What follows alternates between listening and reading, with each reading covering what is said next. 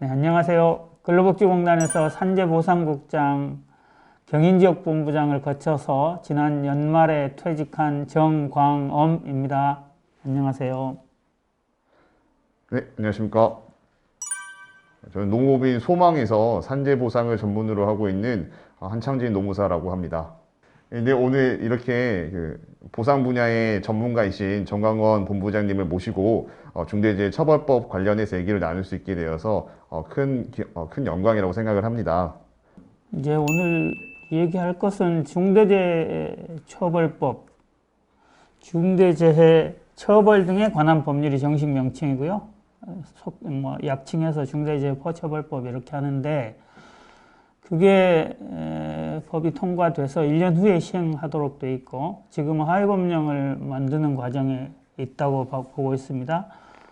이 법은 5인 이상 사업장에 적용되고 50인 미만 사업장, 개인 사업자 등에게는 3년 뒤에 시행하는 걸로 돼 있는데, 이 법에 관해서 이 법이 통과되면서 이제 그러면 산재 보상 분야, 근로복지공단이나 재해를 실제 당한 노동자에게 어떤 영향이 있을까, 그런 고려점을 좀 얘기해보는 시간으로 만들었으면 좋겠다 싶습니다. 네, 저도 노무사로서 다른 업무를 하지 않고 산재 업무만, 산업재해 업무만 하고 있는데, 산업안전보건법과는 달리 중대재해처벌법이 제정이 되면서 어떠한 변화가 발생할 것 같은 느낌이 강하게 들어서 이런 기회를 가지게 되어서 허심탄회하게 얘기를 했으면 좋겠다는 생각을 하고 있습니다. 중대재해처벌법을 국회가 만든 배경이나 원인 이런 걸 보면 아마도 처벌을 산업안전보건법에 정해진 처벌 수위보다 좀 더 높은 형사벌과 징벌적 손해배상 책임을 물을 수 있도록 규정했는데, 이것이 그렇게 처벌을 강화하고 그럼으로써 사회적인 관심을 높이고, 그래서 사회적인 관심과 사업주들의 안전보건에 관한 인식을 높여서 더 노동자들의 안전과 보건을 더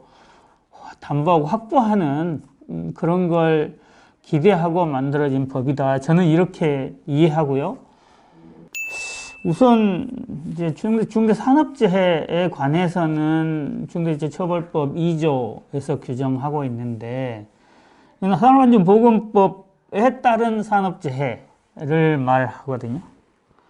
산업안전보건법 2조에는 이제 이런저런 규정들이 있는데, 결과적으로는 산재보건법에 따른 업무상의 재해와 다르지 않는 뜻으로 읽혀요. 실제로 그렇게 운영되고 있고, 근로복지공단이 산재로 인정하는 것은 산업안전보건법에 따르는 산업재해로 인정되고, 거기에 기초하면 중대재해처벌법에 따른 또 중대산업재해에 해당되기 때문에 근로복지공단의 산재 판정은 곧바로 중대재해처벌법의 적용 대상이냐 아니냐를 가름하는 요소가 될 것 같아요. 그러면 저희 산재로 인정되는 업무 중에 업무상의 사고라는 게 단순히 하나만 있는 게 아니라 업무 수행 중에 사고가 있고 시설물 결함 등의 사고도 있고 회식 중에 사고, 행사 중에 사고라고 하는 회식 중에 재해나 출퇴근 재해가 있을 수도 있고 이런 기타 여러 가지 사고들이 있는데 중대재해처벌법이 제정이 되면서 부작용 같은 거는 있을 수 있지 않을까요? 산업재해는 산재보건법에는 3가지로 규정하고 있어요. 사고, 질병, 출퇴근재해. 그래도 사고의 경우는 인과관계가 좀 명확하고 분명하기 때문에 사용자가 할 의무를 다하지 않음으로써 사고가 발생한 건지 아닌지, 사망사고가 일어난 건지 아닌지를 좀 가릴 수 있을 것 같아요. 근데 이제 업무수행 중 사고 중에 출장 중 사고가 있는데, 출장 중 사고는 밖에서 일어나는 일이고, 많은 경우 교통사고거나 사업주가 어떻게 해볼 수 없는 구역에서 사고라서 이것까지 처벌하는 것은 아니지 않을까. 그동안 처벌하는 사례도 없고 다른 방식으로 아마 규율했을 거고, 그런데 이제 조금 위축될 수 있지 않을까 이런 생각이 드는 것은 뭐냐면 행사중후 사고예요.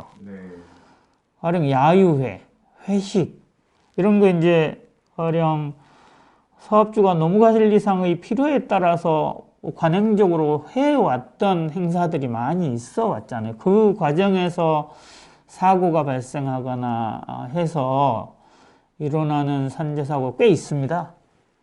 그 경우에도 업무상의 재해, 산업안전보건법에 따른 산업재해에 해당하는 것이라서 이 경우에도 사업주의 책임이 무너진다면 사용자가 그런 행사를 하는데 좀 적극적이지 않게 되지 않을까? 가령 노동조합 활동을 묵시적으로 용인하거나 지원하거나 이런 것 이럴 때 사고 발생한 게 지금은 산재로 인정하거든요. 이제 장차는 만약에 그 처벌을 강화하게 되면 그것을 아예 이제 저지하거나 적극적으로 막거나 이럴 수 있게 돼서 노동자들에게 이게 꼭 이게 좋은 일인가. 질병의 경우는 좀 더 들여다볼 사정들이 많은 것 같습니다. 업무 관련성 질병이라고 해서 대표 선수가 근골격계 질병과 뇌심혈관계 질병. 우리나라 90% 정도가 업무상 질병은 이것이 점하고 있어요. 소음성 난청과 진폐 빼면. 이게 이제 문제인데, 가령 근골격계 질병이라는 게 일상생활에서도 많은 경우 일하고 무관하게 발생하는 수 있는 질병이기도 하고, 뇌심혈관계 질병도 성인병, 원칙적으로는 성인병인데, 업무가 일정에 관여하는 경우에 업무상 질병은 인정되는 거거든요. 근데 이제 가령 사망과 관련된 것은 중대재해처벌법 2조 1호에서 말하는 사망자 1명 이상은 사고 질병을 구분하지 않아요. 근로복지공단이 조사할 때 사용자가 처벌의 가능성을 염두에 둔다면 제대로 조사에 응해 줄 수 있을까? 조력을 할까? 이런 의문이 들게 되잖아요. 뭐 지금은 어떠냐면 일반적으로는 좀 방어적인 경우 꽤 있습니다. 지금도 그냥 뭐 소극적 방어?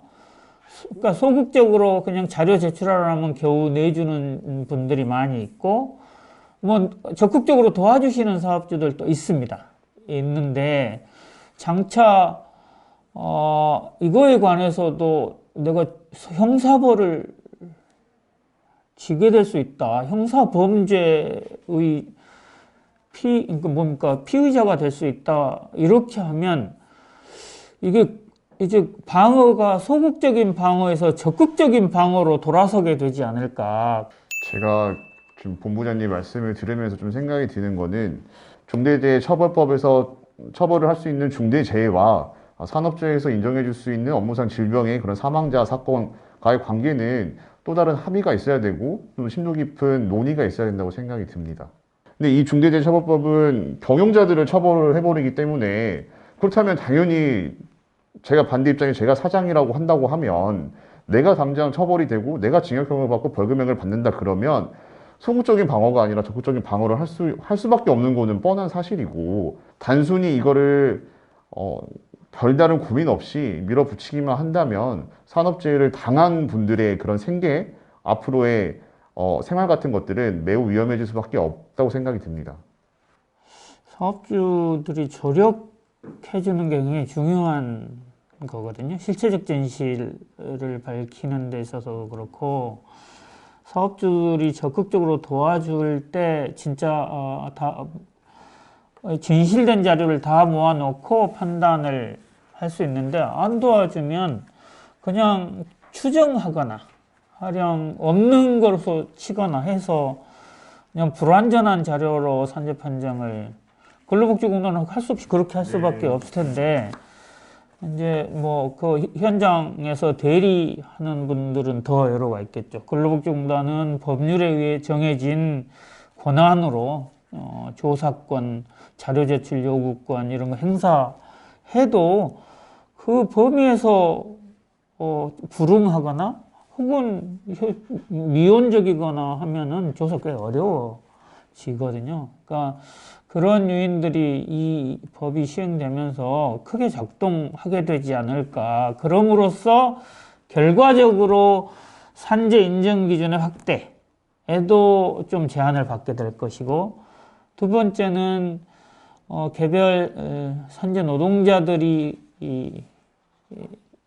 권리를 행사할 때 협조를 받지 못하게 되는 그런 우려들이 좀 결국에는 그런 위험성이 있지만 법의 이런 취지나 목적은 그런 근로 환경, 예를 들어서 근골격계 질병이라고 하면 그런 신체 부담 업무를 최대한 줄이고 휴게 시간을 많이 주고 작업자를 많이 두는 이런 조치들을 취하라고 하려고 하는 건데 그런 취지대로 좀 잘 운영이 됐으면 좋겠습니다. 그 와중에 이미 다치신 분들은 제대로 된 보상을 받아야 되기 때문에 그런 분들이 손해보지 않도록, 피해보지 않도록 그런 부분까지 잘 고려를 했으면 좋겠다는 마음으로 말씀을 해주신 거라고 생각이 듭니다. 이 법 시행하고 준비하고 운영할 때 이런 노동자 보호가 보상 측면에서 좀 충분히 이루어지는 방향으로 좀 작동되면 좋겠다 이런 생각을 합니다.